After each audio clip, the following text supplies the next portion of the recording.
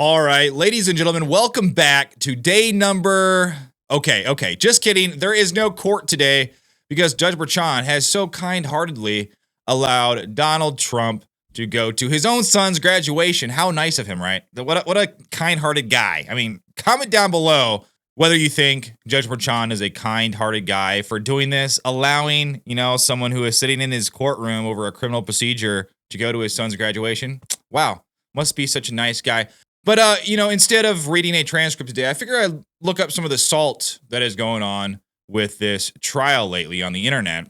And one I found, not really super surprising, but I figured I needed to call Mitt Romney out because Mitt Romney had a statement on Donald Trump and the fact that he was getting a lot of Republicans showing up to the court to support him. And he said that it was very difficult to watch and it's a little embarrassing. So I want to play for you what he said, and then I'm going to play for you the proof why he should never, ever say something is embarrassing, because he has done the singularly most embarrassing thing I think I've ever seen in my entire life. Watch. I think it's a little demeaning to show up in front of a courthouse, and particularly one where we're talking about an allegation of paying a porn star.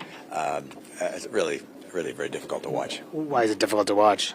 Well, there's a level of dignity and decorum that you expect of people who are running for the highest station in the land, and going out and prostrating themselves in front of the public to try and apparently curry favor with the person who's our nominee is a little embarrassing.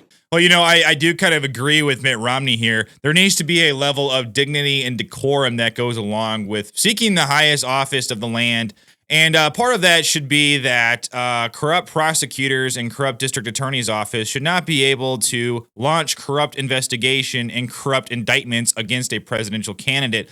But as a complete expert in dignity and decorum myself, I did feel it was necessary to call Mitt Romney out for what he is doing in this video right here. I don't know, guys. Watch this. It might be hard for you to sit through, but still watch. I love him. Well, as you all know, today is National Hot Dog Day, and perhaps you also know that hot dog is my favorite meat. I love hot dogs. I love them in buns. I love them outside of buns. I love them with baked beans. I just like hot dogs. It's the best, Yo, Mitt. Without question. Mitt, you got to calm down, okay? We're celebrating National Hot Dog Day. Congratulations to you, and may there be many, many more hot dogs served in our wonderful land.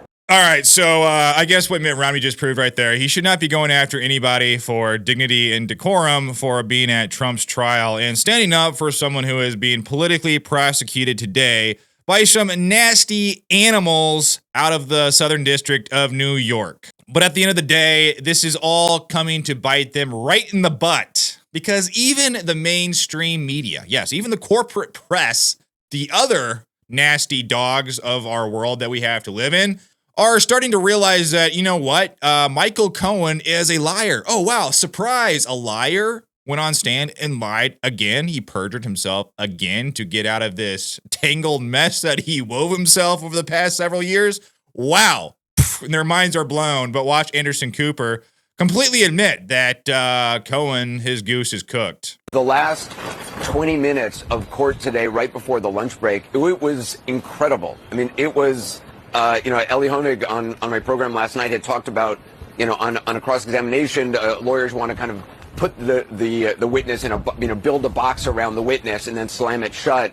That's what Todd Blanche did to Michael Cohen. I mean, the story, the Todd Blanche just methodically went through this sequence of events of this phone conversation that alleged that Michael Cohen had testified to previously, that he had this consequential phone conversation with Donald Trump. It was a 90-second phone conversation. I believe it was October 24th was the date that was testified to in around 8 p.m. or so at night.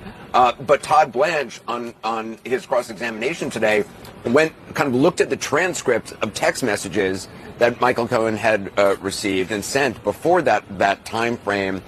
And there had been this series, I guess, of crank calls that Michael Cohen had received. It turned out to be from some 14-year-old. There was an exchange of messages between the alleged 14-year-old and Michael Cohen. And then Michael Cohen texts Keith Schiller at like 7:50 something or 7:48 p.m. Saying, hey, I've got some dope has been harassing me.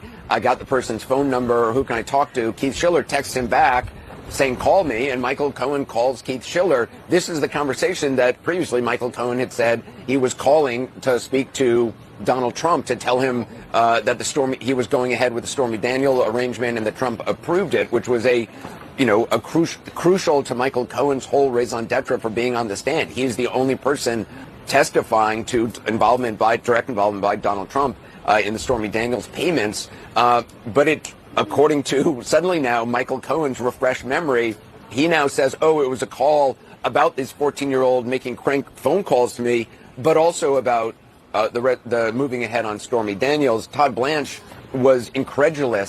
So, yeah, the long and short of it is a 14-year-old might have blown the entire case for the prosecution, the Southern District of New York, Alvin Bragg's office. And, it's kind of funny because it was this prank phone call that this 14-year-old made that may have blown the entire case. And I always thought it would be Stormy Daniels who was going to blow the entire case.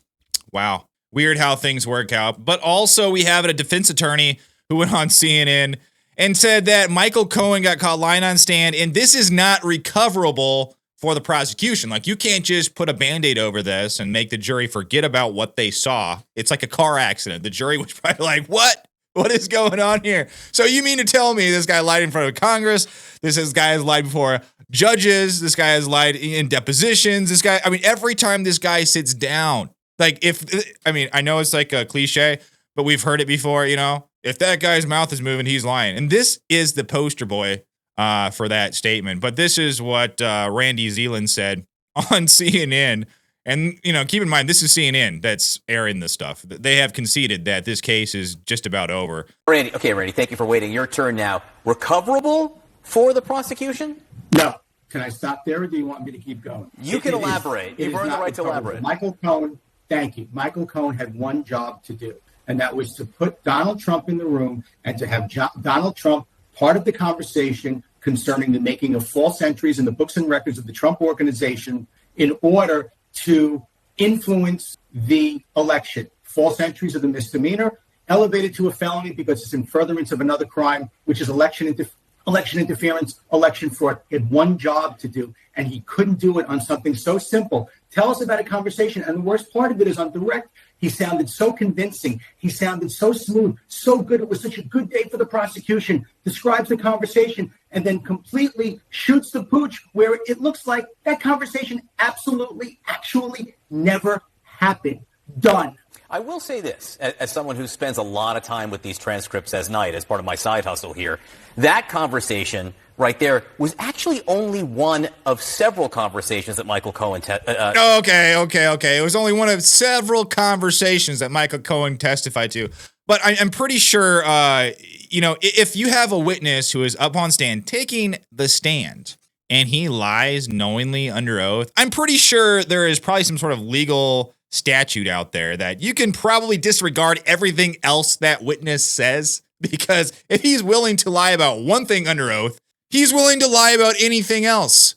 So, this CNN host, of course, is trying to justify, well, there was all these other things that Michael Cohen was talking about. Well, yeah, but he lied about this one. So I'm pretty sure we can just disregard everything else.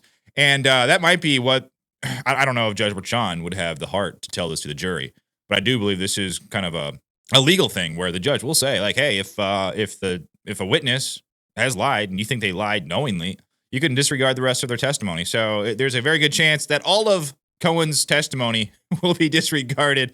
But what do you guys think of all of this? What do you think about Mitt Romney? Oh, man, I do not like that guy at all. And what do you think about CNN finally coming out, telling the truth about Michael Cohen, about what a liar and a scumbag he is? What do you think is going to be the outcome of this trial? Because I actually thought, going into this trial, I thought that there's no way that they were not going to convict Donald Trump with a New York jury in a Southern District of New York trial. No way. But now I'm seeing it. I'm like, I actually am leaning towards there's no way a jury could convict him. That's what I'm kind of leaning towards now, because Michael Cohen is just so bad. He was so bad in his cross-examination. I think we can clearly see now why Donald Trump did not want him anywhere near him in his administration. But what do you guys think? Let me know down below. in the comments what you think of all this. Like, subscribe to my channel. I would really appreciate it. But until then, I will see you on the next one.